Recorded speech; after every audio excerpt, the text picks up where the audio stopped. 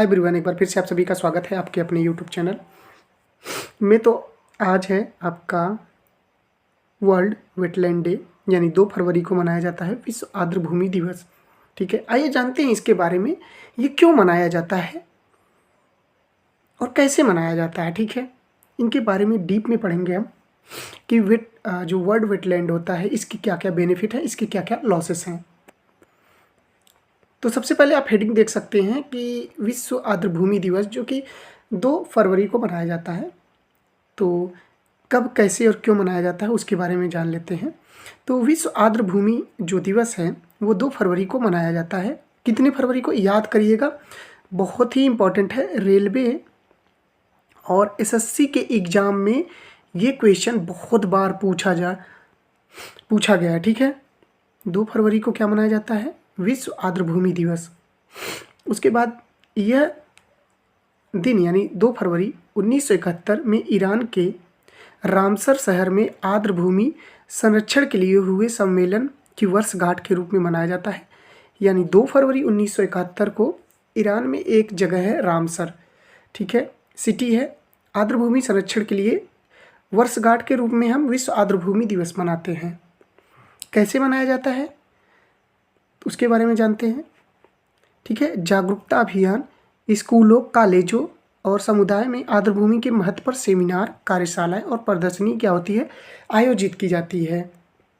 इसमें क्या करते हैं, वृक्षारोपण, सफाई अभियान, यानी स्थानीय आर्द्रभूमि क्षेत्रों में जो आपके स्थानीय आर्द्रभूमि मतलब क्या है, नमी वाले क्षेत्र हैं, वहाँ पे क्या करना, वृक्षारोपण करना, सफाई कार्यक्रम करना, यानी साफ सुथरा रखना और वृक्षों को अधिक से अधिक लगाना। ठीक है,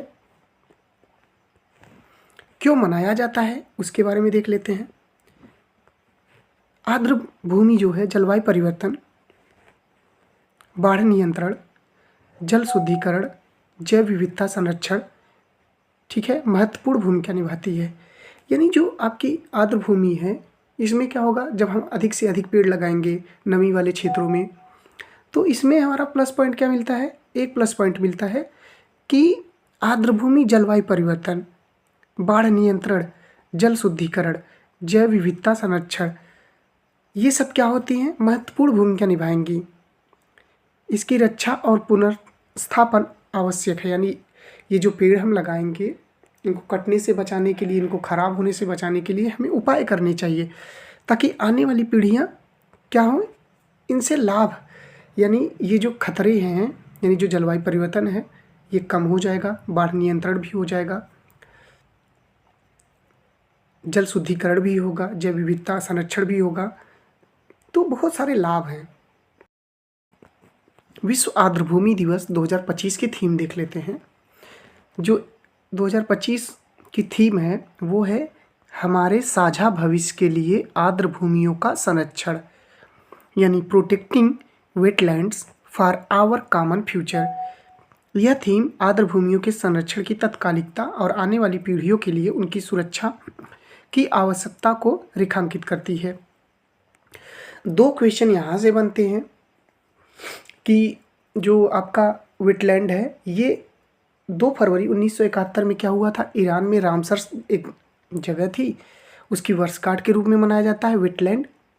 और एक क्वेश्चन पूछा जाएगा विश्व आर्द्रभूमि दिवस कब मनाया जाता है, तो 2 फरवरी को मनाया जाता है। और 2025 की थीम भी आपसे पूछ सकता है करंट के क्वेश्चन में। ठीक है, तो क्या हो जाएगा, हमारे साझा भविष्य के लिए आर्द्रभूमियों का संरक्षण, यानी protecting wetlands for our common future. तो ये क्या हो जाएगा, ये जो हो जाएगा ये आपकी थीम हो जाएगी। उसके बाद आइए देखते हैं वेटलैंड्स के और क्या क्या लाभ होते हैं। ठीक है, वेटलैंड्स जल, भूमि और जैव विविधता के लिए बहुत ही क्या है, महत्वपूर्ण है। ठीक है, और ये क्या करता है, इकोलॉजी जो हमारा है, पर्यावरण से संबंधित आपका हमने पढ़ाया है पारिस्थितिकी डीप में, आप जाके हमारे यूट्यूब चैनल को सर्च कर सकते हैं और वहाँ से पढ़ सकते हैं। तो इसके जो लाभ हैं वो क्या है, वाटर प्यूरिफिकेशन यानी जल शुद्धिकरण, आर्द्र भूमियाँ जल को प्राकृतिक रूप से फिल्टर और स्वच्छ बनाती है। ये गंदे पानी में जो मौजूद हानिकारक केमिकल और जो आपके पोल्यूटेंट होते हैं और क्या करता है, इनको एब्जॉर्ब करता है और जल को शुद्ध करता है। उसके बाद ये क्या करता है, फ्लड कंट्रोल करते हैं यानी बाढ़ नियंत्रण करते हैं। आर्द्र भूमियाँ एक स्पंज की तरह काम करती है और भारी बारिश के दौरान अतिरिक्त पानी को सोख लेती हैं। इससे बाढ़ की संभावना कम हो जाती है और जल भराव की समस्या भी नहीं होती है। उसके बाद क्या है, क्लाइमेट रेगुलेशन, जलवायु परिवर्तन में योगदान। ये कैसे योगदान देती है, वेटलैंड क्या करती है, वातावरण से कार्बन डाइऑक्साइड अवशोषित कर लेती है। अगर हम कार्बन डाइऑक्साइड की बात करें तो वायुमंडल में कार्बन डाइऑक्साइड का परसेंटेज कितना है, सबसे पहले जानते हैं कार्बन डाइऑक्साइड CO2 यानी कार्बन और ऑक्सीजन से बना होता है, ठीक है। CO2 इसका फार्मूला होता है और ये जो पाई जाती है, ये पाई जाती है 0.03% एटमॉस्फेयर में, ठीक है। और इसे ड्राई आइस भी कहा जाता है। ड्राई आइस किसको कहा जाता है, CO2 को, कार्बन डाइऑक्साइड को।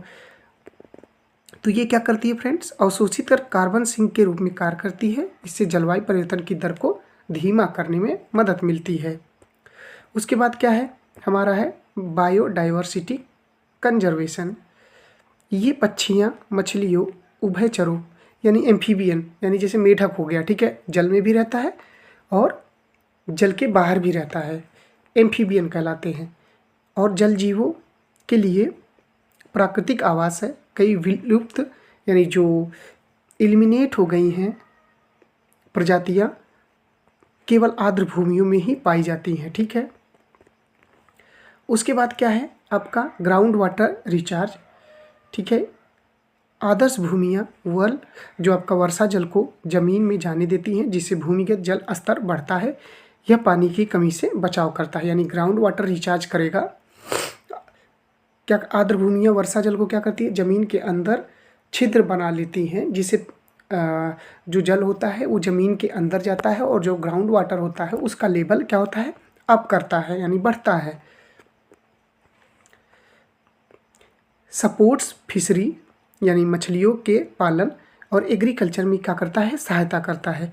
कई मछलियाँ और जलीय जीवों की प्रजातियाँ वेटलैंड में पाई जाती हैं, जिससे मछली पालन को बढ़ावा मिलता है। आर्द्र भूमियों के आसपास की मिट्टी उपजाऊ यानी फर्टाइल होती है, जिससे क्या होता है, कृषि में लाभ होता है। उसके बाद क्या है, पर्यटन और रोजगार यानी टूरिज्म और एम्प्लॉयमेंट। सुंदर प्राकृतिक परिदृश्य होने के कारण वेटलैंड्स क्या होते हैं, पर्यटन स्थल बन जाते हैं। पर्यटन बढ़ने से स्थानीय लोगों को रोजगार मिलता है।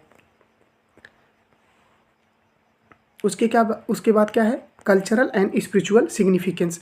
कई समुदायों और जनजातियों के लिए आर्द्र भूमियाँ धार्मिक और सांस्कृतिक महत्व रखती हैं। कुछ आर्द्र भूमियों को पवित्र स्थल भी माना जाता है। चलिए इसका कंक्लूजन क्या है वेटलैंड्स का, आर्द्र भूमियाँ हमें पर्यावरणीय, आर्थिक